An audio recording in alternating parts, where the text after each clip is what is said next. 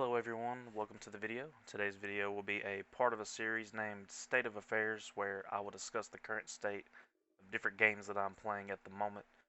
For today I will be discussing the state of affairs with Rainbow Six Siege's newest operators, Amaru and Goyo. Hope you enjoy.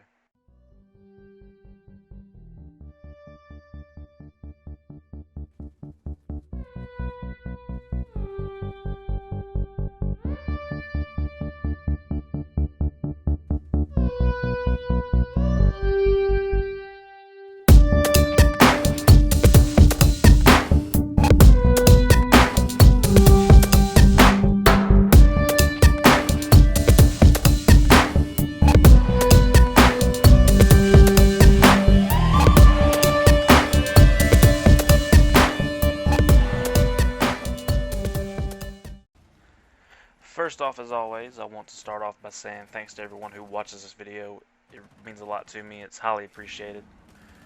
So let's get right into it. First off, I play Siege on console. I know a large portion of the community plays on PC, but I'm a console guy at heart. My friends are on console, and it's just more convenient for me to play on console.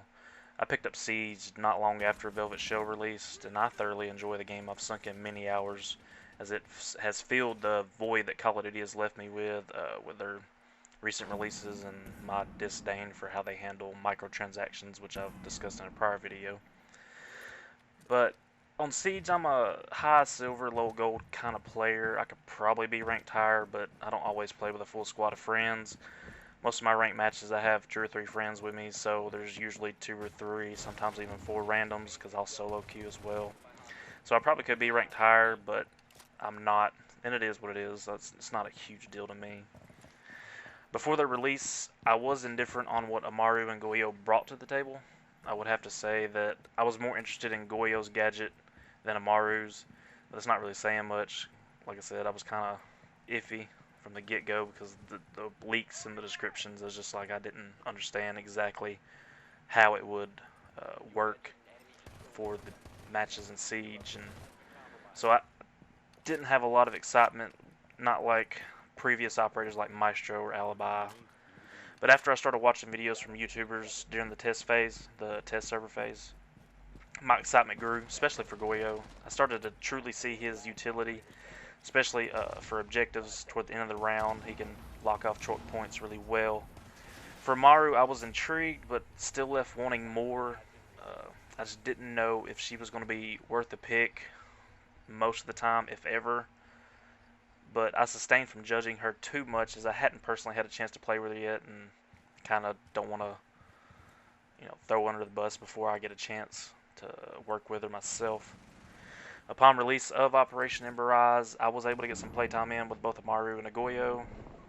So far, I've clocked in around an hour and a half with each operator, which is far less than I thought I would, especially for Goyo. I really liked what he was bringing to the table after I seen test server footage. I'm going to start off with Amaru. I feel she is very underwhelming and super situational. There were times where her gadget was just completely useless due to the location of the objective. One that comes to mind is basement bombs on Oregon. There's no practical use for her gadget on the objective. It's no reason to use it. Like there's no hatches to come up under from, unless you're trying to get roamers upstairs. I wouldn't really even use it then. That's just me. Even on other objectives that are on the second floor, most of the time it just doesn't seem appropriate to use a pick on her.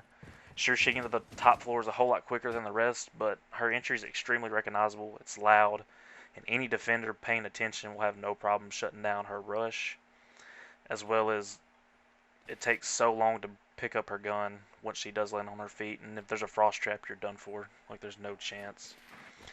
Her other big utility is being able to grapple up through the floor hatches. I think this is her strong suit. I think this is her best quality, but even so, it's often a high-risk, low-reward kind of situation. In her current state, she's almost never a good pick on offense, especially with all the other operators and their utility and what they bring to the table. She currently has 4 uses of her grapple hook. I personally don't see any scenario where she would need to use the grapple hook that many times, once or twice maybe. So there needs to be a reason to use those other 2 or 3 grapple hooks during a round. Ubisoft should consider giving her more utility by allowing her to use her grapple hook to quote-unquote pull down soft walls. Uh, pull large chunks out of it to create sight lines similar to Ash or Sledge or Zofia. Or maybe even allow her to pull down castle barricades, which I know castles are supposed to be a counter to Amaru, but they've got to give her some more utility. If that means taking some of Castle's utility away, then so be it. Another thing they could do is maybe consider replacing her breaching charges with grenades, because honestly, if she has a secondary shotgun, there's no real reason to carry breaching charges except for Castles. And in my personal experience, usually the team has got an Ash, a Zofia, or a Sledge, or even a Thermite or a Habana if it comes to that, to deal with Castles anyway. So I think grenades would be a good replacement for the breaching charges. I think these two things are the only thing they can really do, Ubisoft that is, that can change her and give her more utility without a total overhaul of her operator. I do like her gun, the G8A1. It's probably her only saving grace for me, with a large magazine and with the introduction of the angled grip. It's a really solid gun, but other than that, it's not a good pick almost ever. Moving forward, let's talk about Goyo. For me, Goyo was probably good with where he's at. I like his current situation, where he stands on defense. I believe he does a solid job at closing off choke points around the objective, especially in the closing seconds of a round. As it stands, if Goyo has any shield standing with 30 seconds or less to go, I just usually pop the ones I know the attackers are most likely to come from to really delay that push toward the end of the round.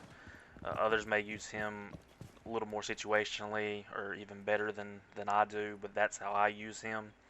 He also pairs pretty well with other operators like Kapkan and Valkyrie. Of course, with Kapkan, he can rig up a doorway with a Kapkan trap and the Vulcan shield, and any unknowing attacker jumps it, they set off the shield and the Kapkan trap, and it's almost an instant kill. And if there's any other bystanders on offense, of course, it can damage them as well. With Valk, she will most likely have cams in areas of important choke points anyway, so I think setting up a visible shield, Vulcan shield, on those cameras is very useful. It'll give defenders an idea of when the perfect time is to set off that Vulcan shield for when offenders are pushing it. Another strat that I've found pretty useful is to hold on to the nitro cell, especially to the end of the round. At this point, I try to pinpoint where attackers are going to probably push from, and then I like to put the nitro cell on the inside of the Vulcan shield, so attackers can't shoot it upon entry if they see the Vulcan shield. That way I can ignite the nitro cell, and I can of course take out anyone that's close enough to the explosion, and then the fire that comes afterwards that'll delay the push on attackers, and that also keeps me from having to put myself in harm's way and get picked off by trying to shoot the Vulcan shield. Instead, I could just, from safety, hit a nitro cell with it, and it does the same thing. Actually, it's a little bit better because of the bigger explosion.